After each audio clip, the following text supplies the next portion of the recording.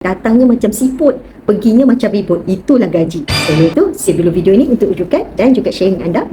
Hari ke-22 cabaran 100 hari tip kewangan. Cara bahagi duit dengan betul. Pernah tak ada masalah?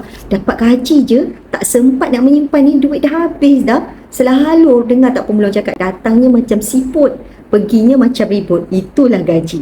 Bila dapat gaji, tak sampai seminggu, gaji dah habis dah. Ataupun tengah ciput je. So, teacher biasa rasa macam tu dulu. Jadi, macam mana nak buat? So, sebenarnya kita kena allocate. Bila dapat gaji, bahagi-bahagikan ikut kumpulan masing-masing. Ataupun ikut fungsi masing-masing. Contohnya, bila dapat je gaji, cepat-cepat asingkan.